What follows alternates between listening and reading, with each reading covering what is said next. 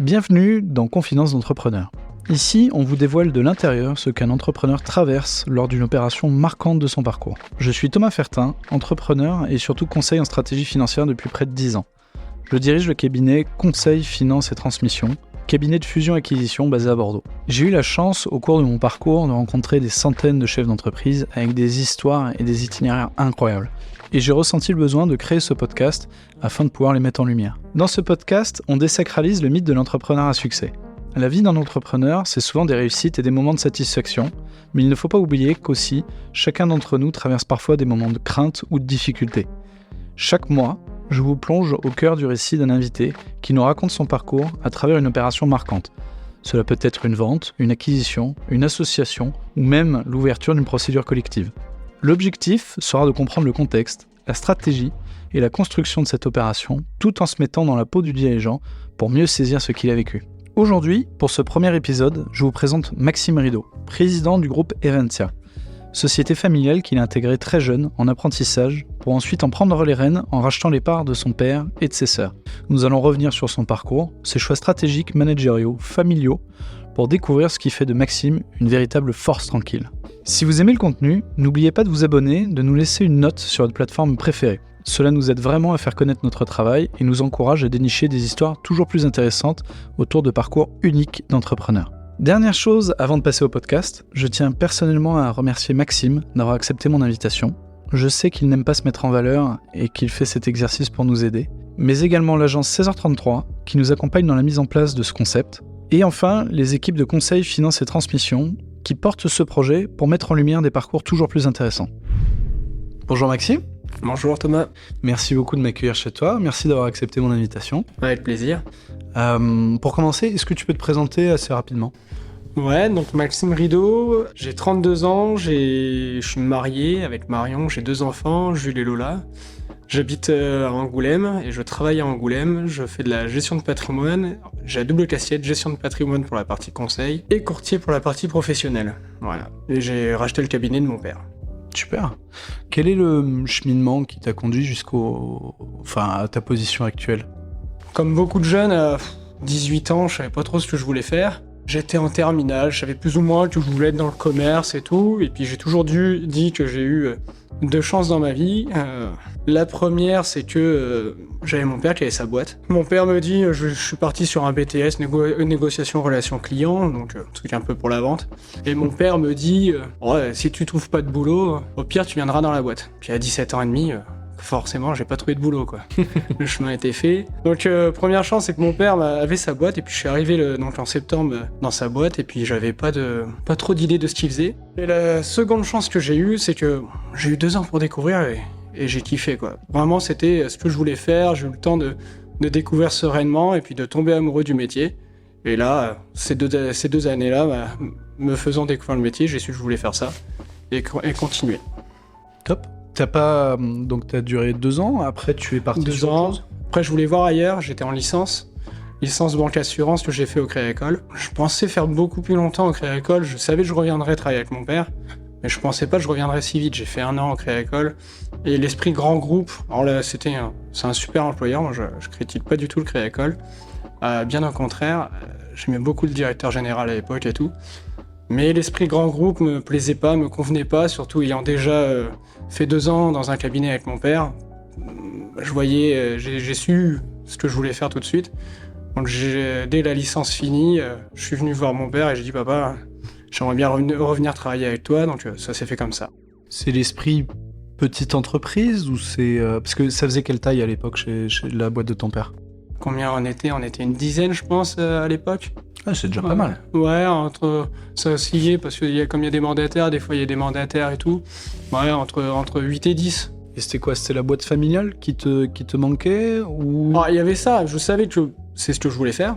Donc déjà dans mon projet, j'avais prévu de revenir. Mmh. Et c'est surtout, j'ai su ce que je voulais pas faire. Et le problème des grands groupes, en tout cas du Crédit Agricole, ce que j'ai ressenti, c'est que on te met dans des cases, on te dit toi tes compétences c'est ça, et tu ne peux pas dépasser ses compétences. Et on a un outil informatique aujourd'hui qui en plus te le rappelle tous les jours, à chaque minute, ou dès que tu veux aller faire un peu plus que ce que tu sais faire, censé faire en tout cas, et moi, comme j'étais déjà passé dans le cabinet de mon père, il y a des sujets que je connaissais, et en fait, t'as cet outil informatique qui te rappelle constamment, non, tu peux pas aller là, t'as un blocage et tout. Donc du coup, je me sentais frustré et restreint dans mon développement personnel et professionnel, et c'est cet esprit-là que j'ai pas aimé. Il y en a beaucoup que ça rassure et qui aiment ça. C'était pas pour, ça m'allait pas pour moi. Ouais, t'as besoin d'une vision plus globale finalement du projet. Voilà, me laisser m'exprimer. Voilà, c'est ce que j'aime. Un peu ce côté, si j'ai envie de toucher à ça, j'y vais, je développe là, et puis ça marche pas, je vais voir ailleurs. Voilà, libérer l'esprit et puis juste aller là où t'as envie, quoi. Et dans les petits cabinets, l'esprit indépendant, voilà, me correspondait beaucoup plus. Donc oui, je pensais pas revenir aussi vite, mais je suis revenu vite travailler chez mon père. Donc tu reviens chez ton père, t'as trouvé ta place assez facilement, ton poste t'attendait, ou vous avez fait une créa de poste? Non, le cabinet, il y a déjà pas mal de clients, pas mal d'encours, il y avait besoin de collaborateurs. Donc ça n'a pas été un sujet, oui, donc c'était une création de poste évidente. Enfin, il y avait pas mal de clients, un cabinet qu'on avait racheté en 2011 sur Bourse Franc. Donc voilà, il y avait largement les clients pour aller voir, donc ça s'est fait comme ça. Ta légitimité, c'est un bien grand mot, mais le fait d'être intégré dans la boîte de papa, t'as trouvé ta place, t'as dû justifier, montrer quelque chose de particulier, ou ça s'est fait naturellement? Non, ça s'est fait naturellement. Ouais. Quand je suis revenu, j'avais 21 ans, 22 ans. Ça s'est fait naturellement avec l'équipe qui me connaissait en plus depuis longtemps. J'avais déjà fait 2 ans et voilà, il y en a beaucoup aujourd'hui qui sont encore dans l'entreprise et aujourd'hui, voilà, l'évolution a été naturelle et pas forcée. Ça, voilà, même dès qu'on a rencontré d'autres réseaux, d'autres gestionnaires de patrimoine, même là, moi je les côtoie depuis que j'ai des 18 ans, puisqu'ils me voyaient, j'allais aux réunions déjà. Donc non, ça n'a jamais été trop un problème. C'est plus à la limite avec les compagnies d'assurance, nos fournisseurs avec qui ça peut être parfois compliqué. Où je peux plus le ressentir en tout cas. Mais voilà. Mais non, l'équipe, ça n'a pas été un problème. Là où ça a été plus costaud, et ça n'a rien à voir avec la famille, c'était avec les clients. Puisque j'ai rencontré pas mal de clients où à 20 ans, 21 ans, tu viens parler du patrimoine, tu viens parler d'argent et tout. Mais c'est trop jeune pour commencer. J'en ai conscience. Et je suis passé par là, il a fallu sortir les rames, c'était compliqué. Donc ouais, non, c'est pour ça que c'est un métier, généralement, on y va plus autour de 35-40 ans. Et je sais pourquoi. Aujourd'hui, t'as des jeunes dans ton équipe? Comment ils font? J'ai des jeunes. Damien nous a rejoints il y a 2 ans et il a à peu près le même âge que moi. Mais il est venu ici déjà à 30 ans, donc là, et puis 10 ans d'expérience, donc c'est pas tellement un sujet. Et après, c'est des apprentis. Ouais. Voilà. Et même... tu leur fais faire du commerce ou pas encore? Oui, j'ai des apprentis. L'idée, là, le dernier apprenti, j'ai pris même assez jeune. Il est en BTS, NDRC, on dit maintenant.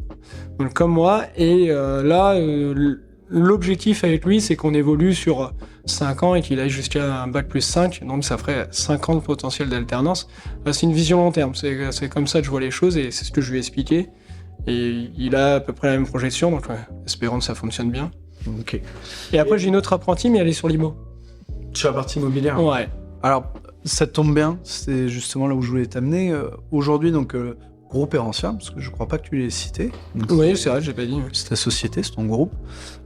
Qu'est-ce que vous faites? Quel est votre domaine d'activité? Alors, on a, donc, comme je disais, donc, historiquement, la double casquette, donc gestion de patrimoine pour toute la partie conseil. Donc conseiller les clients sur leur détention de patrimoine, l'optimisation fiscale du patrimoine, successoral, tout cet aspect-là. Donc ça, c'est vraiment la casquette de conseil en gestion de patrimoine. Et après, on a la casquette historique de courtier et on fait principalement 95% de l'épargne. Voilà, assurance vie, capitalisation et autres, pour les particuliers et pour les entreprises. Voilà. Et on a développé cette année la partie immobilier. J'ai Alessandra qui m'a rejoint et qui, elle, est dans l'immobilier depuis plus de 15 ans. Et elle voulait se retrouver dans une équipe.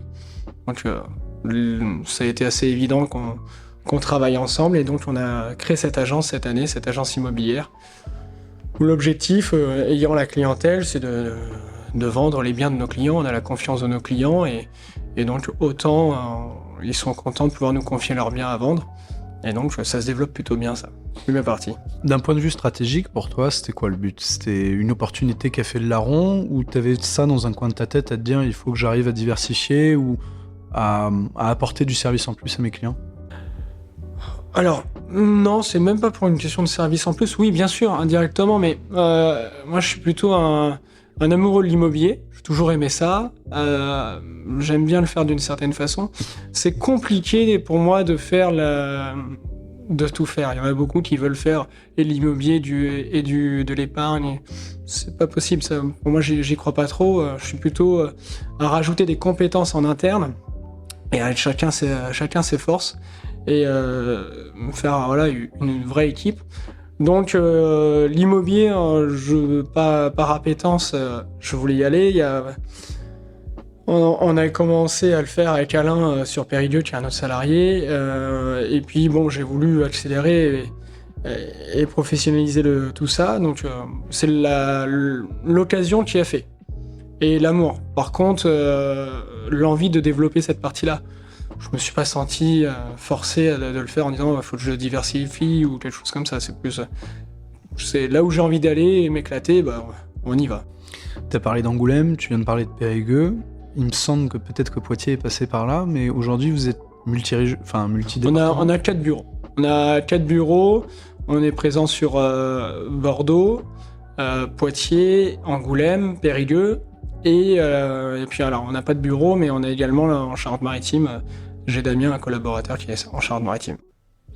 Et c'est le format salarial, le format associé? Comment t'as développé? J'ai un peu de tout. En association, je suis plutôt tout seul. J'ai un associé qui est sur Poitiers.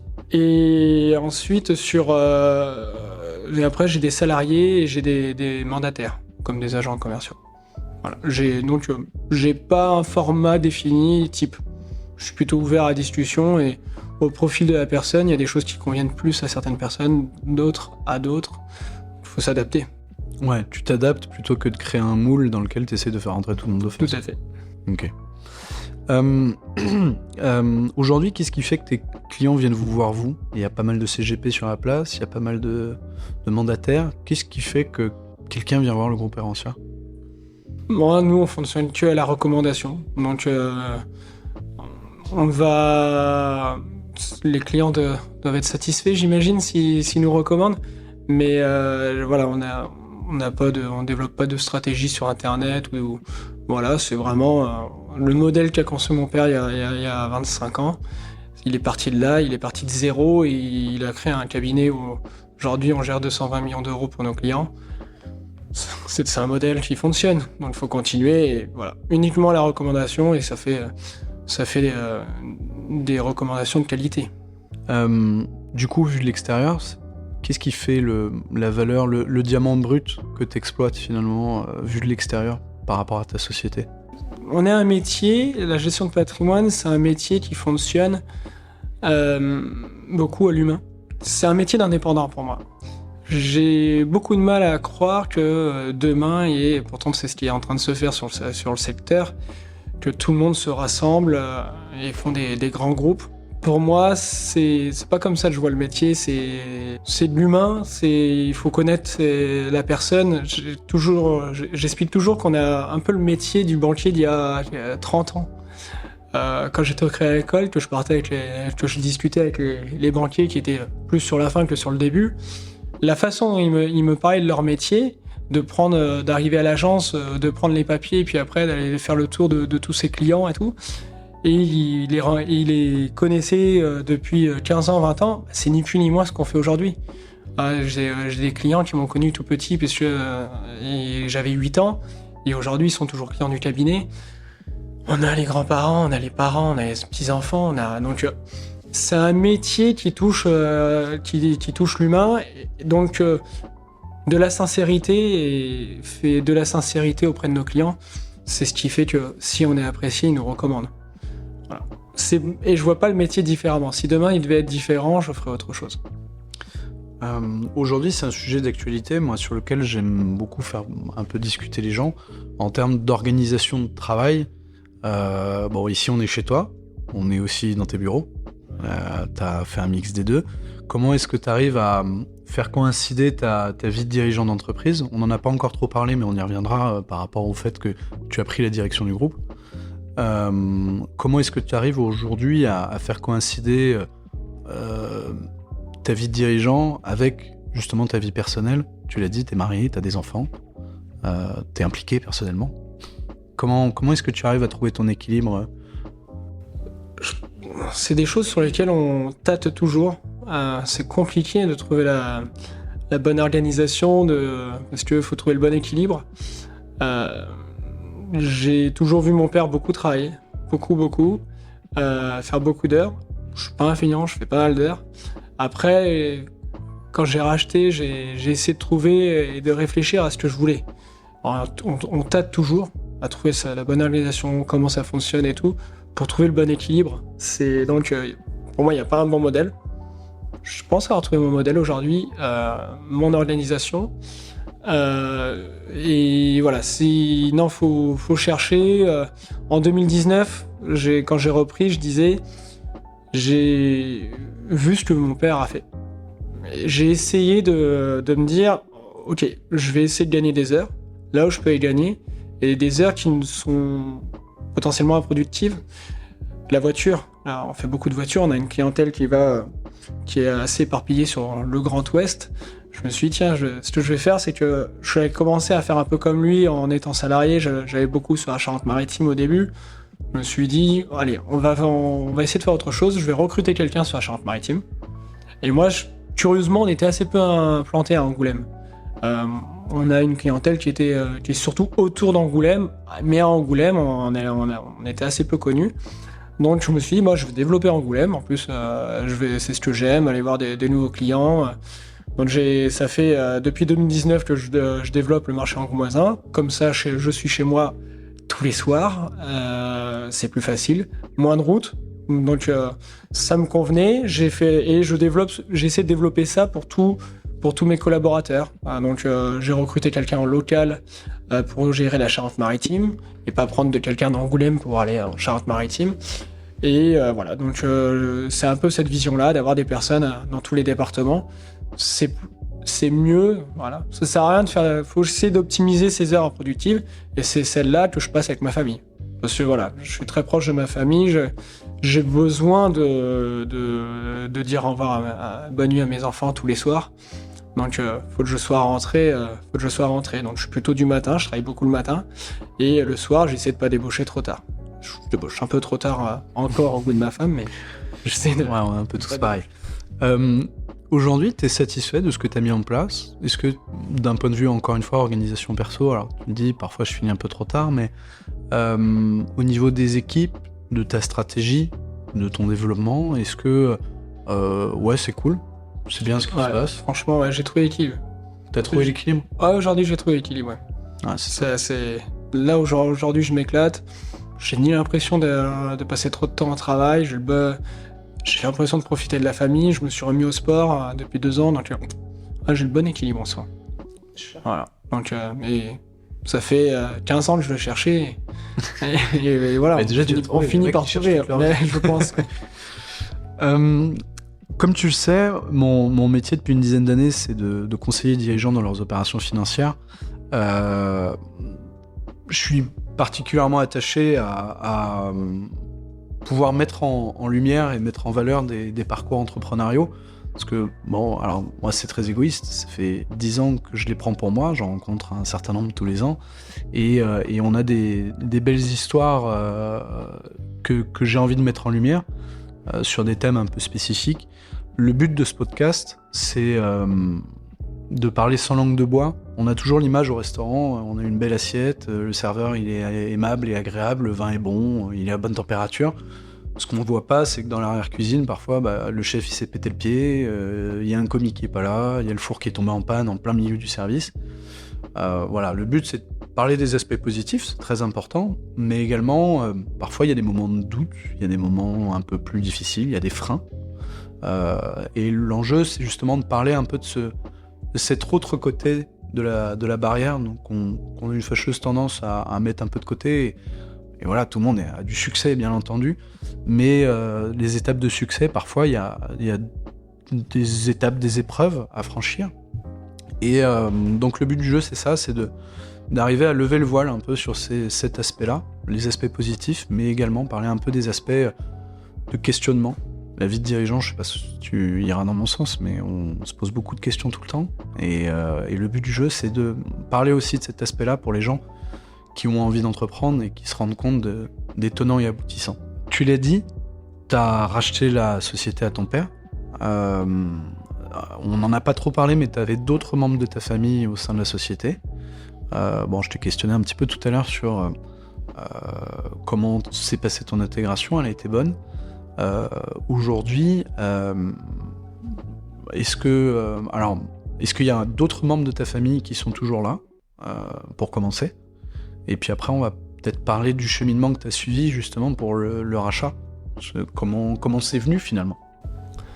Aujourd'hui, on est encore 4 de la famille dans la boîte. Non, 3, pardon. Il y avait ma mère qui était là, mais qui a ouvert un restaurant, repris un restaurant avec une autre de mes sœurs l'année dernière, donc qui est partie.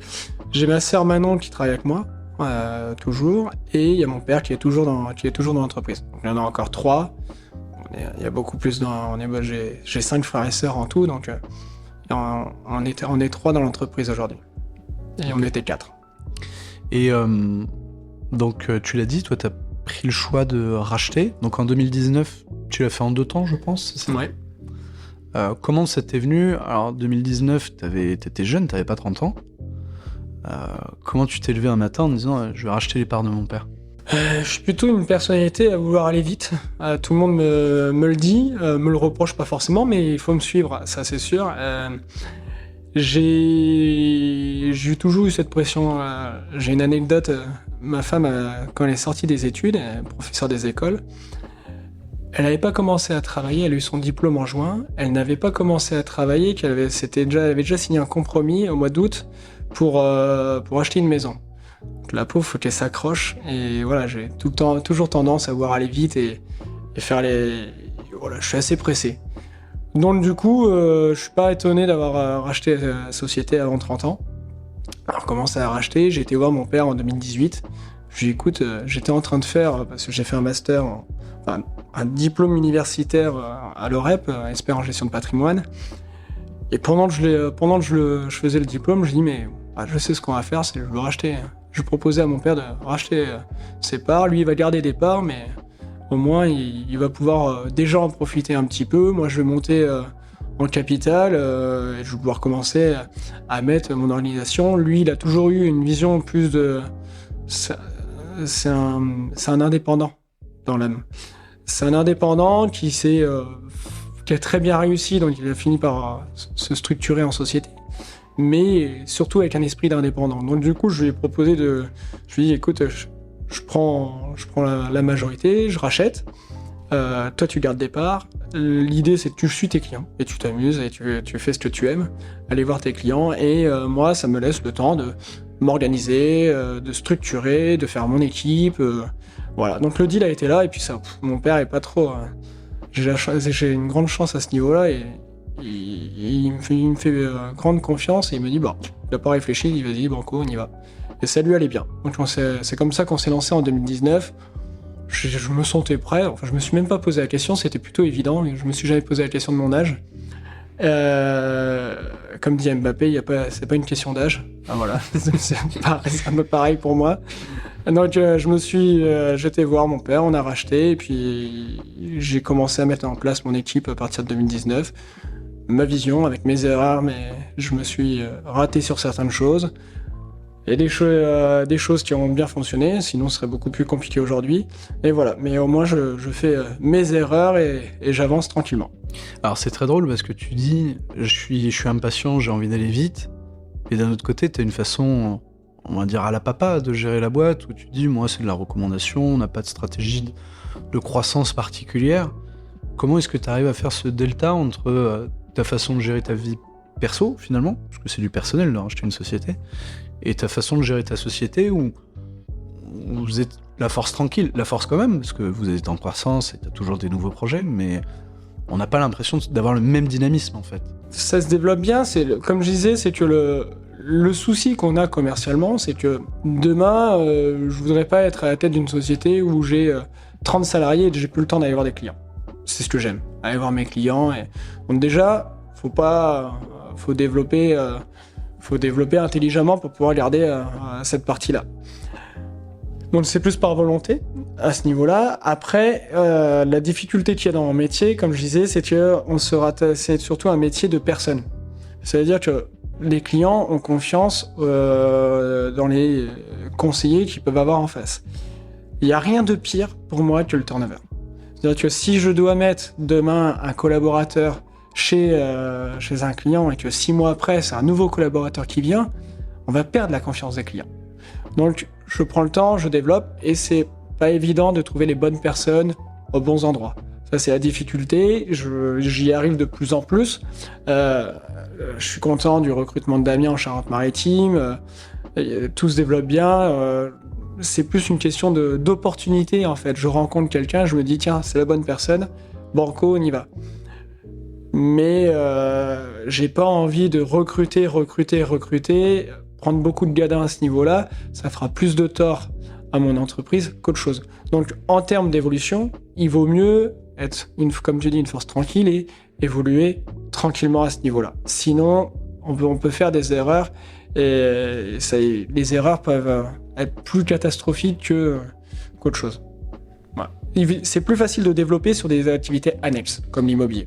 Et comment tu fais pour arriver à fidéliser tes collabs? Est-ce que tu as une méthode particulière ou... C'est à eux qu'il faudrait poser la question.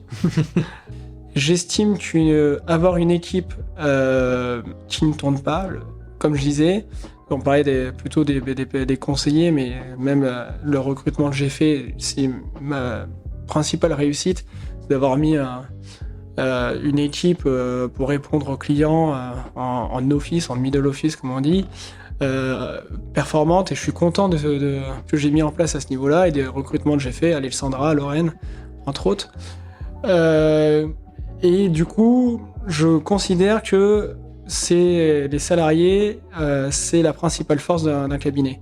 Si demain, j'ai un salarié qui devait partir, je le prendrais très mal personnellement, parce que je me dirais que j'ai loupé quelque chose. Et ma vision idéale du métier, ce serait de partir dans 30 ans et que tous les salariés que j'ai recrutés sont encore là 30 ans après. Ça, ce serait ma principale réussite. C'est pas une question d'évolution, de passer de tant de chiffre d'affaires à tant de chiffre d'affaires. Ça, c'est des chiffres et on sait pas où est-ce qu'on ira. Mais par contre, ouais, avoir une équipe qui reste autour de moi et de dire, bah tiens, je mets mes salariés qui sont là depuis tant de temps et tout, ça, ce serait franchement une très grande réussite pour moi. Ça me ferait vraiment plaisir. Donc déjà, ayant cet état d'esprit, j'imagine que ça facilite plutôt la fidélisation, parce que j'estime mes salariés. Je considère jamais que je suis pas trop sur le descendant. Voilà, je donne les ordres et voilà. Je suis plutôt sur une collaboration. Quand j'ai des choses à dire, forcément, je le dis. Mais voilà, je fais beaucoup confiance à mes équipes. J'estime que je paye bien. Ils diront peut-être l'inverse, mais j'estime que je paye bien et il faut. Mais il n'y a pas que ça. Il y a voilà l'état d'esprit qu'on fait. Voilà. Donc aujourd'hui, les personnes sont là. Elles sont là depuis que je les ai recrutées. Pour l'instant, ça marche et j'espère que ça va continuer.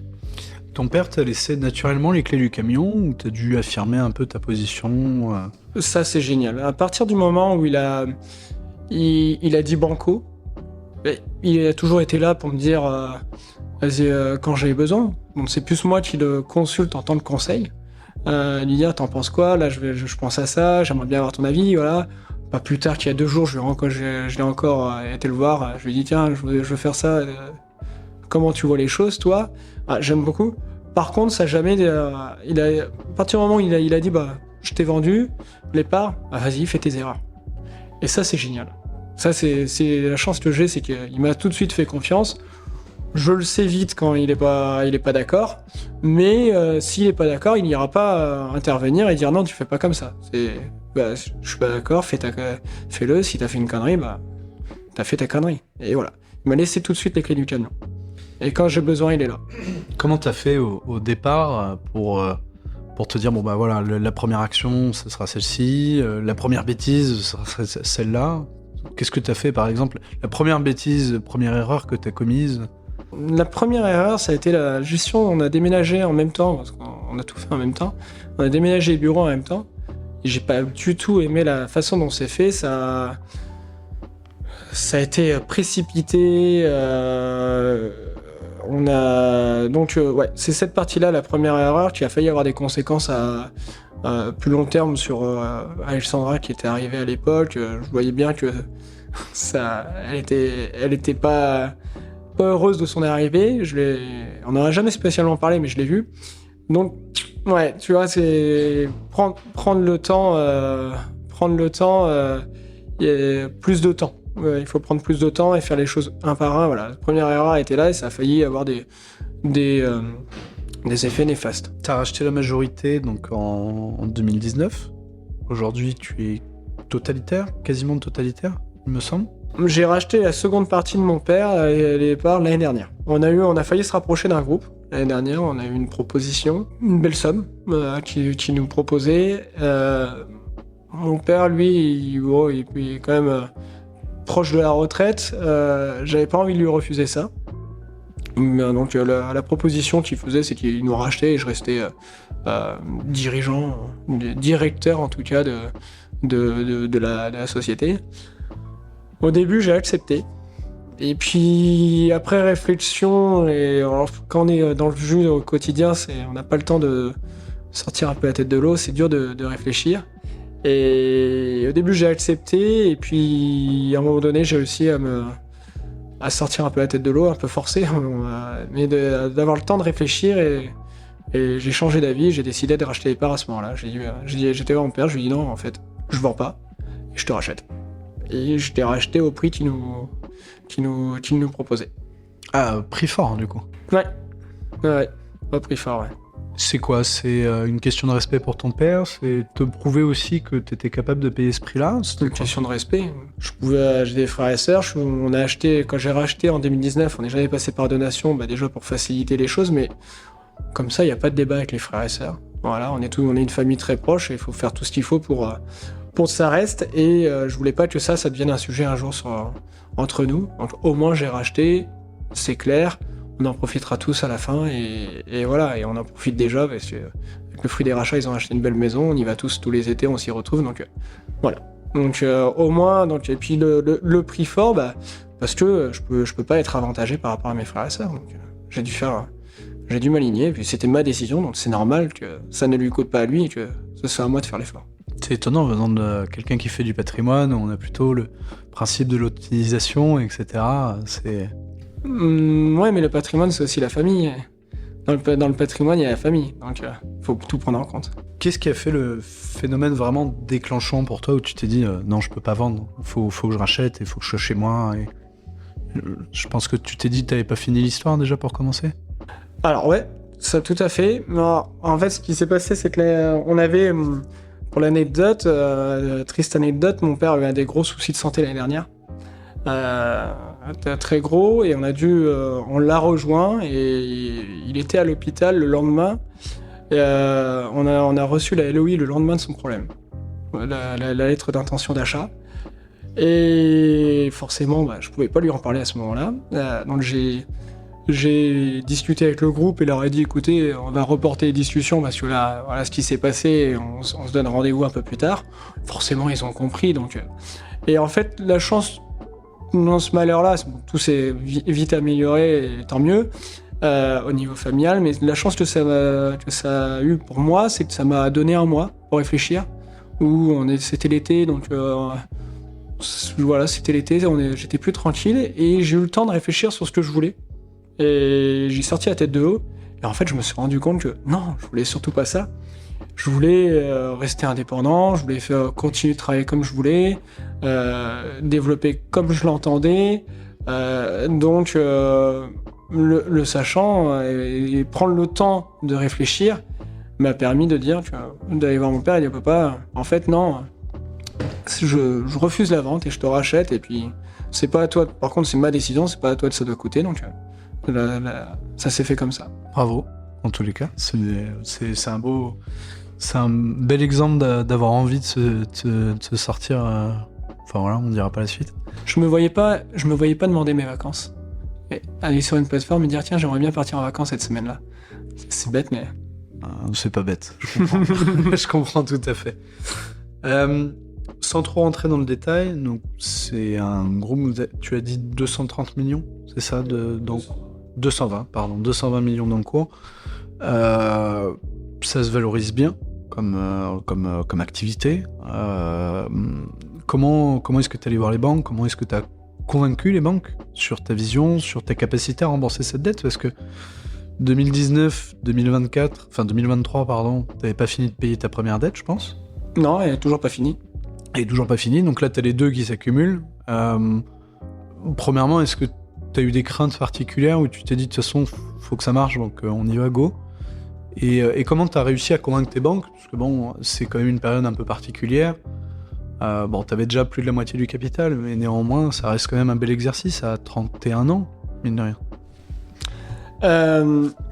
Alors, j'ai eu une chance de... D'ailleurs, c'était tout anticipé, hein, j'y ai pensé en 2019, c'est pour ça que j'avais fait cette proposition aussi à mon père, mais si j'ai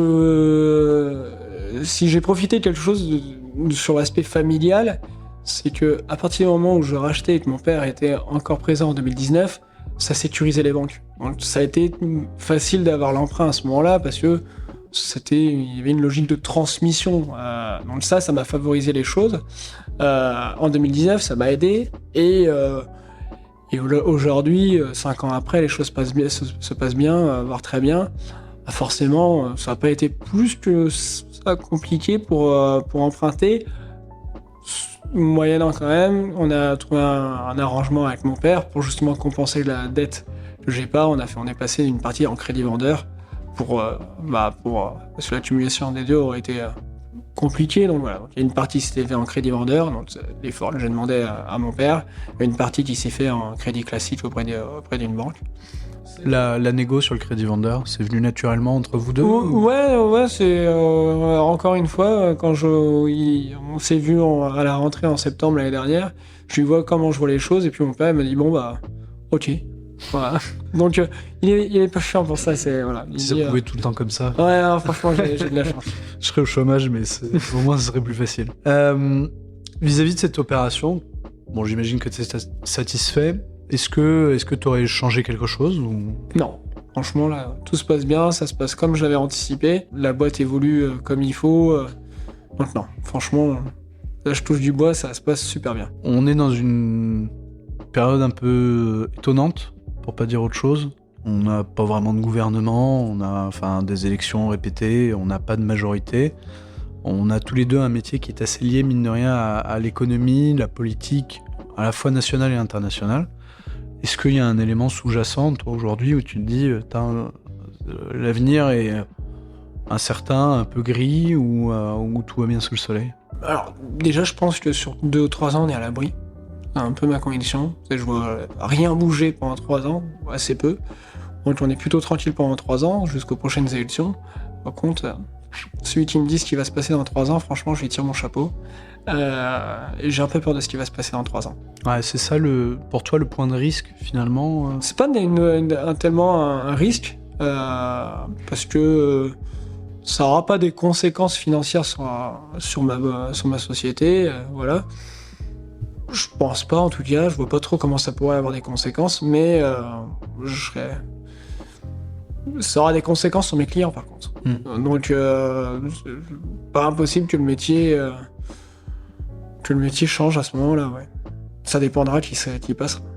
Alors, il y a une question que les journalistes aiment bien en période d'élection, et j'avoue que je l'aime bien aussi, mais tu penses à quoi quand tu te rases? Alors pas, les gens peuvent pas le voir, mais quand tu te rases pas le matin, qu'est-ce qui fait que tu te lèves toi aujourd'hui? J'aime ce que je fais, je m'éclate, donc c'est pas un souci. À partir du moment où tu aimes ce que tu fais, tu aimes ta journée. J'écoute très très peu les médias, donc ce qui se passe, je l'entends pas. Je lis plutôt les médias professionnels liés à mon métier, mais je lis très peu les médias parce que j'ai beaucoup de mal à les entendre. Voilà. Je leur reproche beaucoup de choses. Et enfin, quel est ton prochain objectif? C'est quoi les prochains projets que tu as en tête? Professionnel ou personnel? Les deux. Personnel, j'ai une course assez sympa dans un mois. Voilà, je fais la Diagonale des Fous. Et professionnel, je suis en train de faire l'acquisition là pour la fin de l'année des parts de mon associé, on va dire ça comme ça, Vincent, que je suis en train de racheter pour 2025. Donc ça continue toujours dans la ligne directrice que j'ai tracée pour la société. Voilà. Ça fait quand même des journées pleines entre l'entraînement pour la Diagonale des Fous et un rachat. On s'ennuie pas, et puis il y a même d'autres projets à moyen terme, donc et personnels et professionnels. Donc, faut que ma femme me suive. C'est pas facile pour elle. J'imagine. Merci beaucoup Maxime pour Merci ce premier Thomas. podcast. Merci, avec plaisir. J'ai beaucoup aimé. Et puis je te souhaite de réussir du coup dans tes projets à la fois sportifs, personnels et professionnels. Merci Thomas, merci à toi. Bonne journée. Un grand merci à vous de nous avoir écoutés jusqu'ici. Encore une fois, merci aux partenaires de cette émission, l'agence 16h33 pour la mise en place technique de ce podcast et Conseil Finance et Transmission pour son soutien. Si cet épisode vous a plu, pensez à vous abonner, à laisser une note et surtout à partager ce podcast autour de vous. Votre soutien nous aide énormément à continuer d'explorer ces histoires fascinantes d'entrepreneurs. Si vous avez des questions, des suggestions ou des thèmes que vous souhaitez aborder pour les prochains épisodes, n'hésitez pas à me contacter sur LinkedIn ou par email. J'adore l'idée que ce podcast puisse être collaboratif dans sa ligne éditoriale.